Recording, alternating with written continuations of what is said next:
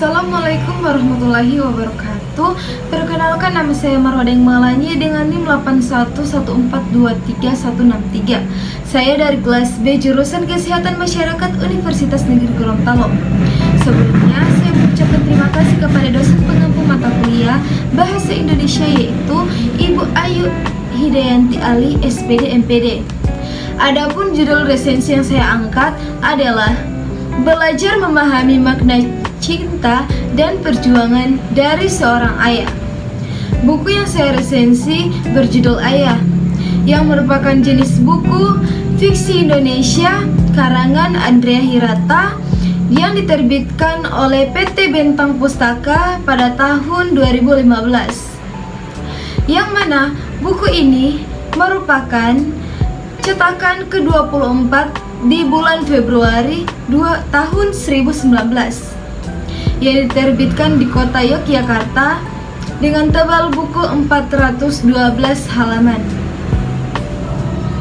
Siapa yang tak kenal dengan Andrea Hirata, seorang novelis Indonesia ternama dari Pulau Bitu, yang terkenal berkat karya pertamanya, yakni Laskar Pelangi, yang menjadi internasional bestseller yang telah diterjemahkan dalam 22 bahasa, diedarkan lebih dari 133 negara.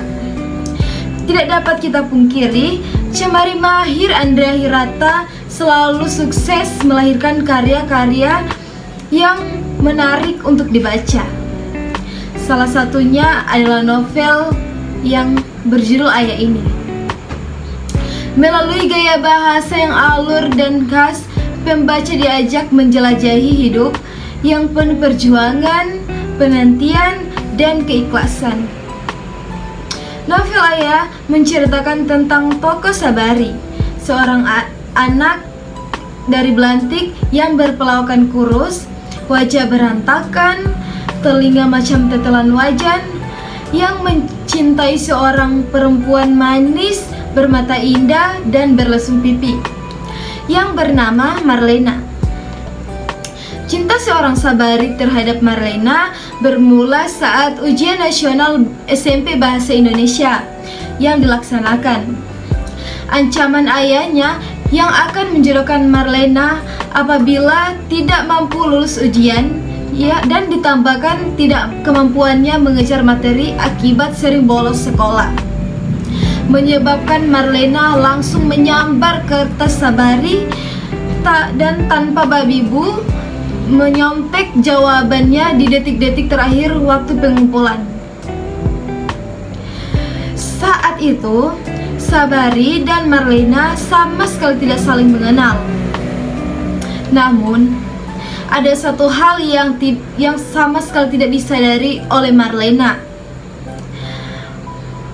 bahwasanya Sabari adalah eksekutornya bahasa Indonesia.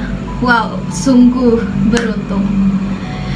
Hingga akhirnya hasil ujian Marlena berhasil diselamatkan oleh nilai bahasa Indonesia yang tercetak jelas angka 95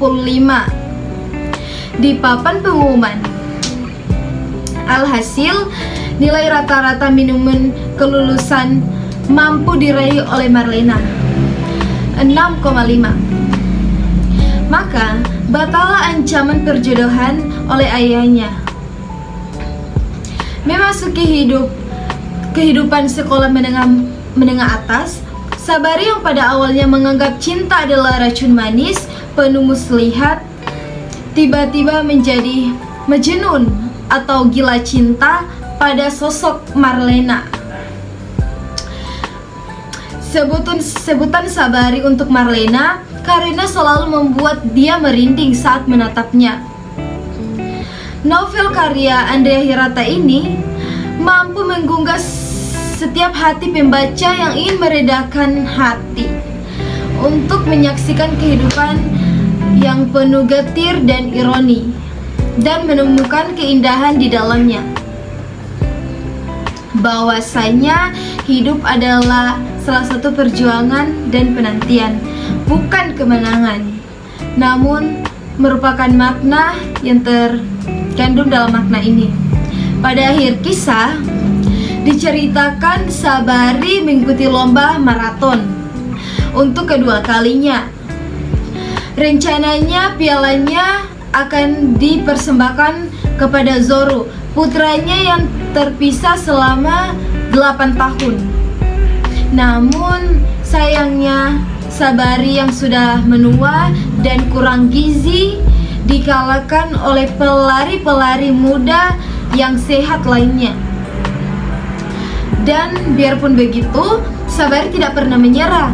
Walaupun panitia dan para penonton telah bubar, Sabari tetap melanjutkan lomba lari itu tanpa lelah, tanpa sepatu. Akhirnya, dengan telapak kaki Sabari yang berdarah, Sabari telah menyelesaikan lomba lari itu yang sepanjang 40 km seorang diri. Seluruh Briton terkagum-kagum akan perjuangan Sabari. Seluruh radio menyiarkan berita tentang Sabari, dan tenornya pun melebihi juara lomba saat itu. Sungguh, Sabari adalah seorang ayah yang sangat mencintai putranya dan rela mengorbankan apapun demi putranya. Dalam hal percintaan, memang Sabari tidak sempat merasakan indahnya romansa dengan Marlena. Namun cintanya sangat tulus dan berharap Marlena akan bahagia dalam segala pilihan Marlena. Biarkanlah orang lain menganggap Sabari majnun, tidak login, bodoh, dan sebagainya. Tetapi Sabari tetaplah Sabari yang tidak pernah kenal lelah untuk mencintai seseorang Marlena hingga sampai kisah akhirnya, sampai tulus dan sampai dia tidak pernah meminta apapun, imbalan apapun. Dan persahabatan Sabari bersama Ukun dan Tamat pun sangat berinspirasi kepada anak-anak muda zaman sekarang.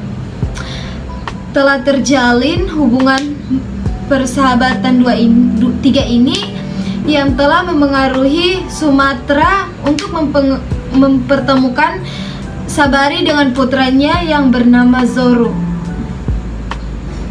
Andrea Hirata adalah di dalam novel ini berhasil menyihir pembacanya dengan kalimat yang puitis, khas, dan sedikit nyeleneh untuk terus membaca dan menyelesaikan buku ini hingga akhir. Hanya itu, dalam beberapa bagian tersirat lelucon yang sukses membuat pembaca terhibur. Banyak kejadian dalam hidup yang meski menyedihkan, tetapi kita tetap tertawakan dan ambil hikmah dan cara berharganya. Itulah yang kita sebut dengan seni mencintai hal-hal sepele. Begitu yang dituliskan dalam novel Ayah ini. Jadi, kisah dalam novel Ayah karya Andrea Hirata ini adalah sejak kecil Sabari jatuh hati pada Marlena, gadis cantik pujaannya. Inilah awal mula semua kisah hebat ini. Sabari yang jago puisi adalah isik nautonnya pelajaran bahasa Indonesia. Dalam segala situasi, kemampuan berbahasa Sabari tidak boleh dipertanyakan. Ketika ujian, Marlena mengambil kertas jawaban Sabari begitu saja dan menyalin semua jawabannya. Di sanalah mereka pertama kali bertemu. Sabari langsung terpana. Masalahnya, Marlena sedikit pun tidak tertarik pada Sabari. Jangankan tertarik, justru dia jijik. Hebatnya, Sabari tidak pernah menyerah. Dengan kemampuannya berpuisi, dia selalu menciptakan kalimat-kalimat indah untuk pujaan hatinya itu. Kisah cinta masa SMP itu ternyata tidak berakhir sampai di sana. Hingga tamat sekolah pun Sabari tetap mengejar-ngejar Marlena.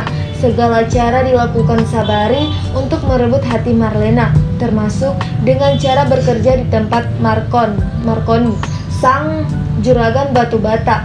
Marconi adalah ayah Marlena. Sabari bekerja dengan baik dan langsung menjadi pegawai teladan. Marconi menghadiahkannya medali. Sabari dengan bangun mengalungkan medali itu ketika bekerja sembari berharap Marlena terpukau. Jangankan terpukau, selirik pun Marlena tidak peduli. Kejadian aneh memang selalu terjadi.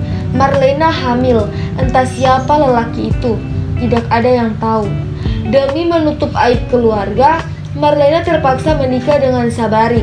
Sosok Sabari yang demikian hebat mau saja menerima Marlena dan anak yang dikandungnya itu apa adanya.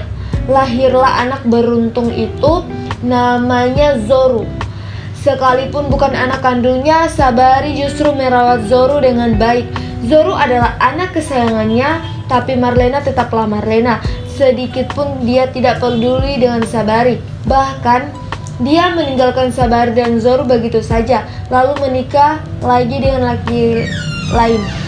Yang membuat Sabari nyaris gila adalah suatu hari Zoru direbut kembali oleh Marlena. Entah apa tujuan Marlena merebut Zoru, yang pasti Marlena ingin menikah dengan lelaki lain untuk kesekian kalinya, dan Zoru akan berada di pelukan ibundanya.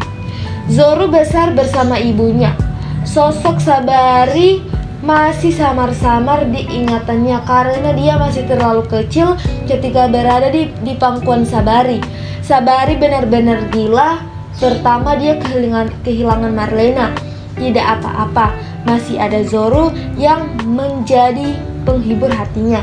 Kemudian dia kehilangan Zoru, anaknya itu. Setelah itu semua yang dimilikinya pergi meninggalkannya, termasuk kucingnya.